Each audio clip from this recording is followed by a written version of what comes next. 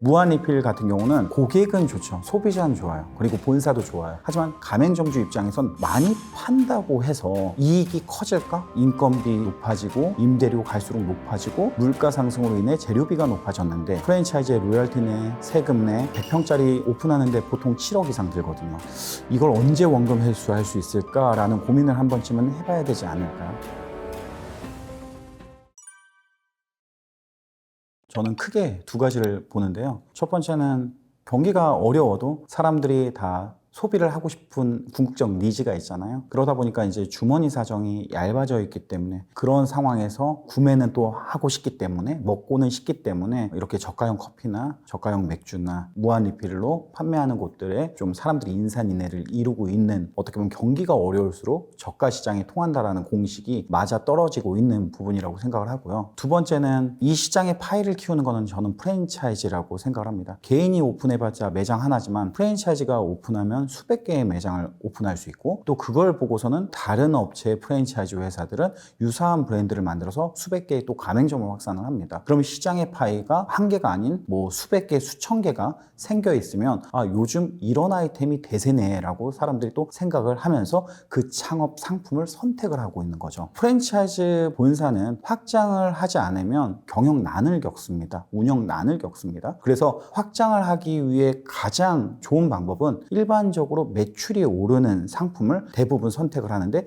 매출을 올리기 위해 가장 좋은 방식은 저렴하게 파는 겁니다. 그래야 일반 소비자들의 만족도가 올라가는 거니까요. 다른 곳 갈 바에는 저렴한 식당을 가자라고 해서 선택할 확률이 더 높아지기 때문에 프랜차이즈는 저렴한 상품을 팔고 있는 거죠. 근데 그거를 어쨌든 프랜차이즈 회사가 아닌 가맹점주분이 팔고 있잖아요. 과연 남느냐? 이 부분은 한 번 더 생각해야 되는 부분이고, 프랜차이즈 본사는 남습니다. 왜냐하면 물류를 팔고 외형 매출이 커지면 프랜차이즈는 수익성이 높아지거든요. 하지만 가맹점주는 인건비 높아지고 임대료 갈수록 높아지고 물가 상승으로 인해 재료비가 높아졌는데, 프랜차이즈의 로열티 내 세금 내 다양한 지출 항목들이 커져 있는 상황에서 경쟁 점포가 출현했을 때 매출이 조금이라도 빠지거나, 소비자가 저가 상품을 먹었을 때 만족도가 없어서 고객 재방문이 안 되거나 이러면은 처음에 몇 개월은 잘 되다가 갑자기 급속도로 매출이 빠지는 것들을 다 경험을 하고 계십니다. 지금 그래서 또 유행하는 거는 무한리필이죠. 일단은 기본적으로 무한리필 하면은 뭐 주말 공휴일 이럴 때는 29,900원, 저녁 시간에는 약 3만 원 정도의 비용을 받더라고요. 고기 뷔페 같은 경우는 무조건 고기로만 많이 먹어야 내가 본전 심리에 의해서 좀 이렇게 내가 지불한 돈만큼 그 이상을 먹었어 라고 해서 그 원가가 가장 높은 고기만을 많이 먹게 돼서 운영하는 입장에서는 손해가 날 수 있는데요. 샤브샤브 같은 경우는 막 떡볶이 같은 거, 볶음밥 같은 거 조금씩 먹다 보면 배불러서 고기 못 먹어버리면 소비자 입장에서는 사실 만족이야 있겠지만 그 코스트로 계산했을 때는 그 내가 들인 돈보다는 많은 걸 먹지 못하는, 많은 원가를 내가 소비하지 못하는 그런 상황이거든요. 무한리필은 최소 50에서 60%의 재료비를 가지고 있어요. 이거 엄청 큰 거거든요. 일반적인 창업의 지출 항목 중에 가장 큰 거 임대료, 인건비, 재료비라고 했는데요. 재료비가 가장 큰 지출 항목입니다. 보통 일반적인 식당에서는 35% 정도의 평균 재료비가 나가는데 40%여도 많다고 이야기를 해요. 재료비가. 그러니까 결국에는 원가가 높다라는 거는 고객의 만족도가 있다라는 이야기하고 일맥상통하고, 이거는 결국에는 재구매로 이어질 수 있고 추가 매출 상승으로 연결될 수 있는 부분이에요. 근데 이제 그래도 어느 정도 리미트가 있습니다. 왜냐하면 우리가 지출해야 되는 항목 되게 많잖아요. 자영업자들이 평균적으로 영업이 20% 정도면은 괜찮아라고 인지하고 있어요. 25%면은 더 좋지만 프랜차이즈 상품을 선택했을 때 20% 정도에 해당하는 수익을 새해 전 얻을 수 있어야 그래도 괜찮네라고 또 인식을 하고 있고, 이런 코스트를 얻기 위해서는 재료비가 50%, 60% 되면 쉽지 않죠. 그런데 무한리필 같은 경우는 여기에 함정이 있는데 로스비가 있어요. 이 상품을 50가지, 60가지를 진열해 놓고 남을 걸 걱정해서 만들지를 못하는 거죠. 결국에는 늦은 시간에 내가 29,900원을 내고 왔는데 상품이 채워져 있지 않아요. 그러면 결국에는 고객 이탈이 그런 데서 일어나는 거죠. 그러면은 그런 거 신경 안 쓰고 다 만들어서 채워놓겠어 하면은 그날 영업이 끝나고 남는 것들은 다음날 팔지 못하는 상품들이 또 생길 수가 있는 거거든요. 그럼 이런 로스가 최소 3에서 5%가 들어요. 1억이면 300만 원에서 500만 원 정도의 로스 비용이 드는 거죠. 그래서 기본적인 재료비가 50%가 훨씬 넘는다. 이제 계산을 하면 되고, 여기에 인건비가 많이 안 든다라는 걸 매력적으로 이야기를 해요. 하지만 본사에서 이야기하는 거는 어디까지나 그 본사의 이야기죠. 실질적으로 운영을 해보면 본사에서는 10% 내외라고 이야기하지만 실제 운영을 해보면 20% 내외, 20%, 23%이 정도의 비용이 드는 게 무한리필 창업의 현실입니다. 여기에 뭐 퇴직금도 있고 4개 보험도 있기 때문에 이런 비용까지 고려하면 20%가 훌쩍 넘죠. 이렇게만 해도 벌써 재료비하고 인건비만 해도 70%가 그냥 넘어버리는 상황이에요. 그러면은 2억을 팔았다고 우리가 가정했을 때 5% 정도의 부가세가 든다고 했을 때 이제 더 이상 또 뺄 게 더 아직 많이 남아있거든요. 과연 뭐가 남을까요? 여기에 광고비 그냥 1%만 할게요. 1%만 하고 나가야 되는 돈이 또 로열티가 3.5%가 있습니다. 그럼 그 비용도 되게 커요. 그럼 우리가 이런 비용들, 그리고 공과금이 한 6% 정도 됩니다. 그리고 또 나가야 되는 비용들이 있습니다. 너무 많은데 임대료를 제가 말씀 안 드렸는데 평당 10만 원은 정말 저렴한 금액이거든요. 100평이면 1000만 원 정도의 임대료가 또 들어가요. 그러면 결국에는 10%도 안 되는 수익이 생기는 건데 이거를 얼마나 오랫동안 운영해야 이걸 창업했을 때 원금 회수가 가능할까? 이 창업 상품이 100평짜리 오픈하는데 보통 7억 이상 들거든요. 그러면은 이걸 언제 원금 회수할 수 있을까라는 고민을 한 번쯤은 해봐야 되지 않을까요? 고객은 좋죠. 소비자는 좋아요. 그리고 본사도 좋아요. 왜냐하면 본사는 계약하면 가맹비, 뭐 다양한 그 창업에 오픈할 때 들어가는 비용에 대해서 마진들이 있을 수 있는 거고요. 또 본사는 식재료를 팔아서 어떻게 보면 수익을 또 남길 수 있기 때문에 여러모로 외형 매출이 커진다는 건 본사의 수익 구조가 좋아진다는 얘기거든요. 점주분들이 많이 팔면 많이 팔수록 본사 입장에선 좋죠. 하지만 가맹점주 입장에선 많이 판다고 해서 이익이 커질까? 진짜 정말 극대화할 수 있을까? 이거는 정말 저는 물음표를 치고 싶어요. 네. 그래서 이게 창업이 저는 남길 수 있는 창업은 절대 아니라고 생각을 해요. 원금 회수 기간이 생각보다 너무 길어요. 근데 이렇게 몸집이 큰 곳일수록 리스크가 엄청 크거든요. 뭐 로열티 3.5%면 2억 팔면은 750만 원 본사가 가져가는 거예요. 거기에 그것만 가져갈까요? 고기를 납품하면서 재료를 공급하면서 그 안에 거래처들이 또 그렇게 큰 회사의 거래 관계자가 된다라고 하면 얼마나 또 많은 또 혜택을 주면서 그 입점을 하려고 할까요? 본사는 규모가 커지면 커질수록 득보는 부분들이 생각보다 많죠. 저가형 커피가 출시가 돼서 나온 지는 10년이 훨씬 넘었어요. 그런데도 여전히 커피 저가 상품들이 파는 곳들이 많잖아요. 술 같은 경우는 1900원 맥주를 파는 거는 23년도 후반에 이런 아이템들이 나왔는데 지금 조금씩 폐점이 많이 늘어나고 있는 상황입니다. 분명히 이전에는 저가형 맥주집들은 없었어요. 그런데 이렇게 23년 후반에 저가형 창업 아이템이 생기면서 유사 브랜드가 생기면서 이 시장이 저가 시장이 대세대라는 쪽 인식을 주면서 어느 정도 성장기를 누렸는데요. 커피는 오래 갔지만 술집은 오래 가지 않는 이유는 규모의 차이가 있어요. 고정비의 커피숍은 조그만한 평수 10평 내외로 가기 때문에 장사가 안 되면 주인 혼자 나와서 판매를 할 수 있지만 술집 같은 경우는 구조적으로 20, 30평대에 창업을 하다 보니까 그 공간에 사람들이 들어와야 돼서 기본적으로 임대료나 인건비인 고정비가 높아져 있는 상황에서 매출이 떨어지면은 금방 폐업으로 전환하는 상황이 될 수밖에 없기 때문에 이 시장은 커피 시장의 저가 시장과 같이 오래 갈 수 없는 구조에 있다. 이렇게 말씀을 드리고 싶고 저가 브랜드에 납품하는 술 회사가 있잖아요. 도매상들.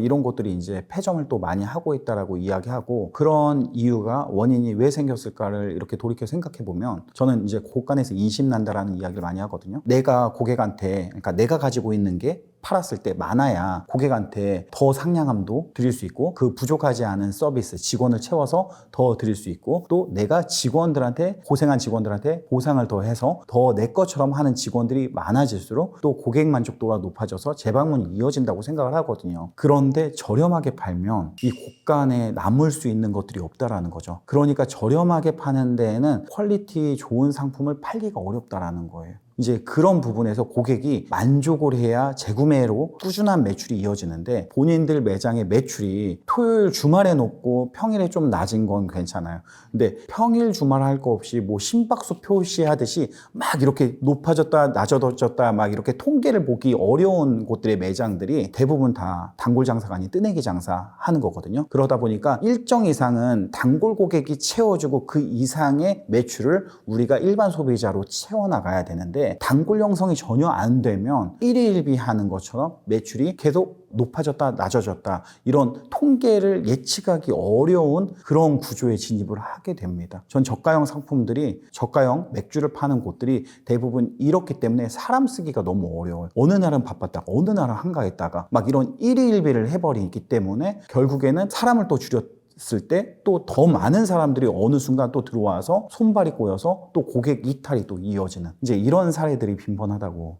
생각을 합니다. 저렴한 맥주를 뭐 아무리 기계가 따른다고 해도 서브하고 제공하는 사람들은 다 우리 일하는 분들의 몫이기 때문에 그 비례해서 또 사람들을 많이 쓸 수밖에 없는 거죠. 그래서 카페는 혼자서도 운영을 할 수 있잖아요. 소규모 저가형 카페는 뭐 많아야 2명. 근데 술집은 그렇지 않죠. 기본적으로 주방에 있어야 되고 홀에 있어야 되고 또 영업시간 길고 이러다 보면은 기본 이상의 인력이 들어가는데, 우리가 1,900원짜리 맥주를 팔면서 수백만 원의 임대료를 지불하고 수천만 원의 인건비를 지불하고 있는 거죠. 그게 쉽지 않다라는 거예요. 좋은 자리에 나가서 박리담에 저렴하게 팔았을 때 뜨내기 고객이 많이 올 수 있는 이점이 있는데, 대부분 저가형 맥주집들이 그래서 골목 상권에 들어가기보다 좋은 상권에 들어가려고 하는 전략을 많이 세웠어요, 초반에. 그러다 보니까 평당 임대료가 30만 원 이상이면 비싸다고 하거든요. 저는 이런 데서 자영업이 생존하기가 어렵다고 생각해요. 그래서 앞으로 자영업이 공시지가가 계속 오르면 오를수록 이 자영업 시장은 이 고정비인 임대료 때문에 더 남는 게 없는 상황에 처할 수 있는데, 이 기준을 평당 30만 원 이상이라고 생각을 하거든요. 30평인데 임대료가 900인 거예요. 여기에 관리비 포함하면 1,000만 원이 훌쩍 넘어요. 부가세 관리비 포함하면. 그럼 30평에 한 8평 주방 빼고 22평에 테이블을 만들어야 되는데, 동선 포함해서 1.5평에 테이블이 하나 들어간다고 했을 때 테이블 뭐 한 10몇 개 정도밖에 못 넣는데 월세가 1,000만 원 가까이 된단 말이에요. 그러면은 예전에는 임대료를 고정비 10%에 해당하는 1억을 팔면 돼라고 했어요. 그런데 지금 재료비 올랐죠. 해마다 최저시급 올라서 인건비 올랐죠. 그러면 낮출 수 있는 거는 외형 매출을 키워서 임대료인 포지션 10%를 5%까지 낮춰야 돼요. 1,000만 원이면 1억 파는 게 아니라 1,000만 원이면 2억을 팔아야 돼요. 그래야지 재료비나 인건비를 올라간, 그리고 공공요금이 올라서 우리가 관리비나 이런 품목들이 또 많이 올랐단 말이에요. 전기가스, 수도가. 그러면 그런 것들을 대체하려면 유일한 중립기업 고정비인 임대료를 누를 수 있어야 돼요. 누르기 위해서는 외형 매출을 키워야 된다는 거죠. 외형 매출을 못 키우면 결국에는 수익 구조를 전환할 수 있는 게 하나도 없어요. 사람 줄이면 서비스가 떨어지고, 재료비 줄이면 품질이 떨어지고, 그러면 결국에는 매출이 떨어지거든요. 재료비를 좀 올리고, 그리고 사람을 좀 더 써서 계속 잘 되는 매장을 만들어야 돼요. 그래서 우리는 건물주가 꾸민 이유는, 내가 물론 부채 없이 건물을 산다고 했을 때 건물주가 장사까지 잘하면은 건물에 들어가는 그 고정비 5%를 고객한테 돌려주면, 재료비에 돌려주면 경쟁력 있는 가격에 품질 좋은 음식을 팔 수 있고요. 인건비에 돌려주면 직원들의 복지가 좋아서 더 오래 근무하는 직원들이 내 일처럼 생각해서 손님들을 응대할 수 있고요. 이게 선순환 돼서 줄 서는 가게를 만들 수 있다고 저는 생각을 합니다. 단골이 없고 오래 갈 수 있는 그런 포맷이 안 되어 있습니다. 이 시장은 사실 예전엔 3년에서 5년 간다고 했지만, 이렇게 저가형 시장은 지금 1년 만에 거의 감기 걸리듯이 면역력이 없어서 금방 또 어떻게 보면은 폐점들을 많이 하고 있는 거거든요. 유사한 브랜드들이 나오지 않습니다. 않고 있고, 결국엔 이 시장 자체가 좀 어려워졌다 라고 볼 수밖에 없고요. 제가 지금 직영점을 운영하고 있는 2008년도부터 운영하고 있는 뭐 당산에 매장이 하나 있는데요. 그 매장 바로 앞에 저가형 1,900원짜리 맥주집이 생겼는데 1년도 운영 안 하고, 우리가 이제 매출을 보는 오픈업이라는 그 플랫폼 사이트가 있는데요. 거기서 그냥 예상 매출 정도를 우리가 볼 수가 있습니다. 근데 한 7천 정도의 매출을 팔았음에도 불구하고 최근에 치킨집으로 업종 변경을 했어요. 이거는 어떤 부분을 시사하냐면, 외형 매출이 크더라도요, 일단 고정비인 임대료가 높은 지역에서는 결국에는 임대료 내고 인건비 내고 되고 내가 힘은 힘대로 드는데 남는 게 없는 걸 이분들이 이제 실제 해보니까 느끼는 거죠. 그래서 저는 초보 창업자, 이제 자영업을 시작하는 사람들은 그 안에 있는 고객만 보고 대부분 창업 상품을 선택하거든요. 이런 것들을 분석할 줄 알고 계산할 줄 알아야 돼요. 대부분의 자영업자들이 정산 안 해요. 대부분의 자영업자들이 원가 계산 안 하고 그러다 보니까 판매 가격 설정을 못 해요. 그냥 옆집에서 짬뽕 7,000원에 파니까 잘 되면은 내가 좀 무서우니까 6,500원에 팔고 있는 게 창업의 현실이거든요. 국밥집에서 8,000원 팔까 9,000원 팔까를 고민해요. 그냥 내가 내 재료에 대한 원가 분석을 하고 그 가격에 대한 전략을 세워서 어떤 걸 좀 더 가치 있게 주면서 가격을 좀 더 높이 받으려고 하거나 저렴하게 받으려고 하는 이와 같은 전략을 세워야 되는데 그런 게 없이 그냥 너무 단순하게 창업을 하시는 거죠. 프랜차이즈 시장을 안 좋게 보시는 분들이 많으세요. 또 반면에 프랜차이즈를 되게 건강하게 잘 운영하는 회사의 대표분들도 많이 계시거든요. 그런데 그냥 오로지 그냥 프랜차이즈는 가맹점주한테 빨대 꽂아서 무언가 뽑아가는 곳이야 라고 우리나라만 유독 그렇게 생각을 해요. 선진국 같은 경우는 정말 프랜차이즈 회사와 이게 상생이다 할 정도로 코업을 잘 해서 되게 오래 운영을 하는 회사들이 진짜 많거든요. 근데 일단은 초보 창업자 입장에서는 예전에 과거에 1, 20년 전에는 그냥 내가 음식에 실력이 있으면 독립점포 만들어서 그냥 해도 됐지만 지금은 SNS를 통해서 컨텐츠가 있어야 사람들이 소비를 하기 위해 찾아오잖아요. 이와 같은 컨텐츠를 기획하고 만드는데 단순히 음식뿐만 아닌 공간에 대한 연출과 다양한 것들을 잘 할 수 있어야 만능 엔터테이너가 돼야지만 이 독립점포도 오래 운영할 수 있고 인기 있는 매장을 만들 수가 있는데 개인이 이제 시작하는 초보 창업자가 이런 컨텐츠를 만들 수 있을까요? 이런 컨셉을 잡을 수 있을까요? 저는 어렵다고 생각을 합니다. 그래서 차라리 그냥 프랜차이즈 박람회를 단순히 다니는 것도 원하지 않아요. 가면은 결국에는 내가 정보가 없이 그 회사가 내 상품을 팔 때는 다 좋다고 이야기하잖아요. 그런데 내가 그 좋은 것도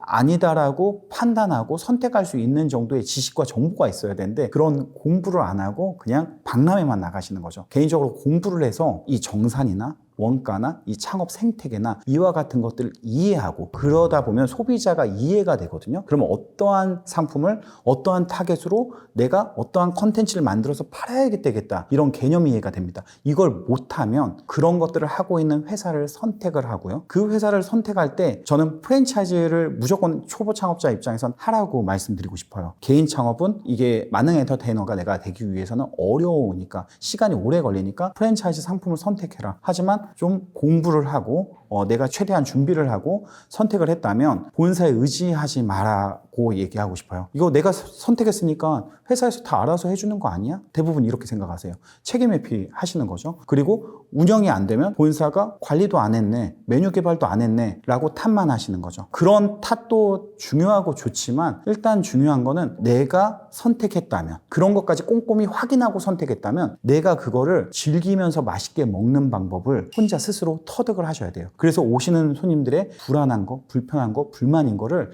빠르게 캐치해서 피드백해서 개선하려고 노력해야 돼요. 이 온도가 적정한지, 이 음악 소리가 적당한지, 손님들은 이게 소음이라고 듣진 않는지, 이 공간이 쾌적하다라고 못 느끼고 있는 건지, 쾌적하다고 느끼는지 못 느끼는지 이런 환경적인 것들도 다 스스로 캐치하고 해결하려고 해야 돼요. 이런 기본적인 것도 정말 중요하거든요. 운영에 있어서. 그래야 QSC, 퀄리티, 그리고 서비스, 그리고 청결 이런 것들만 잘 하다 보면 잘 되는 매장을 얼마든지 만들 수 있고 하나는 박수 칠 때 떠날 수 있는 용기와 결단도 있어야 돈을 벌 수 있다 라고 생각을 합니다.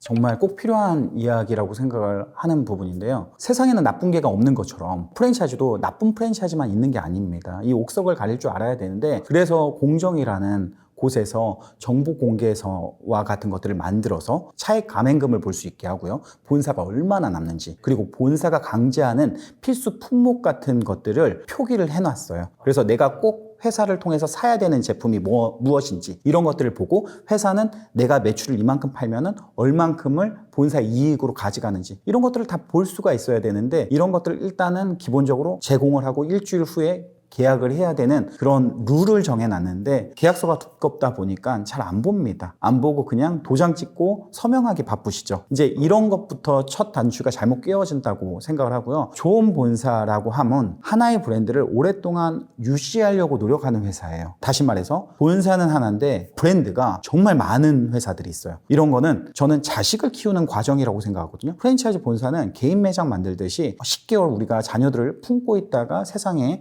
나오는 것처럼 이걸 어떻게 보면 좋은 부모를 또 입양해서 가맹점주분들과 같이 공유해서 키운다고 생각을 하는 거거든요. 근데 그냥 자식도 쉽게 만들고요. 그냥 아무한테나 쉽게 줘버리고요. 그리고 이 자녀가 제대로 못 크면 또 새로운 자녀를 만들려고 합니다. 그래서 어떻게든 확장에만 몰두하고 집중을 하죠. 그런데 좋은 회사는요. 하나의 브랜드를 정말 오랫동안 유지하면서 끌고 가려고 하는 그 안에 노력들이 있어요. 다시 말해서 다 브랜드를 만들지 않고 하나의 브랜드를 오랫동안 키우면서 성장해 가려고 하는 회사들이 있습니다. 이런 회사가 저는 개인적으로 좋은 회사라고 생각을 합니다. 그냥 무조건 프랜차이즈 회사, 프랜차이즈 본사의 대표분들 중에 절반 이상은요, 가맹점, 그러니까 경험이 없기 때문에 프랜차이즈 가맹점을 받아서 운영을 하셨던 분들이에요. 이 운영을 하면서 경험을 쌓아서 내 개인 매장을 창업을 합니다. 개인 매장을 창업을 했더니 그래도 가맹점을 운영하면서 프랜차이즈 회사가 나를 어떻게 관리하는 걸 배워서 프랜차이즈 사업을 또 운영을 하면서 회사로 키우신 분들이에요. 개인 장사는 한계가 있어요. 이걸 사업으로 구조적으로 키우지 않으면 내 왼쪽 오른쪽에 나보다 더 잘하는 팀원을 만들어야 제가 20년 이상 회사를 운영하는 것처럼 여러분들도 할 수 있다는 거죠. 어떻게 보면 개인 가게는 너무 트렌드가 빨리 지나가니까 금방 소모된단 말이에요. 근데 이 소모돼도 내가 또 새로운 걸 기획하고 만들어서 시장에 어떻게 보면은 진출시키려면 이제는 10년 전에 맥형이 20년 전에 맥형이 아니잖아요. 너무 잘하는 사람들도 많이 들어와 있고 제가 저희 회사에서 가장 부족한 사람이지 않을까 생각을 합니다. 메뉴를 개발 못하기 때문에 메뉴 개발자를 쓰는 거고요. 브랜드의 디자인을 못하기 때문에 디자이너를 쓰는 거고요. 어떻게 보면 각 분야의 전문가들을 회사 안에 채용을 해서 그 사람들과 함께 시장의 소비자의 마음을 이해할 수 있는 브랜드를 우리가 만들어서 또 시작할 수 있잖아요. 그러면 의지하지 않고 스스로 생존할 수 있는 방법들을 찾아갈 수 있습니다. 이렇게 해야 이 총성 없는 전쟁터인 자영업 시장에서 오랫동안 롱런할 수 있는데요. 혼자서 스스로 모든 걸 다 해결하려고 하다 보면 우리가 해가 거듭되면 거듭될수록 경쟁자들은 더 똑똑해지고 더 젊은 유능한 인재들과 우리가 경합해야 되기 때문에 면역력이 약해서 금방 감기 걸리고 감기 몸살에 몸져 놓을 수도 있다. 여러분들이 생각하면 좋을 것 같습니다.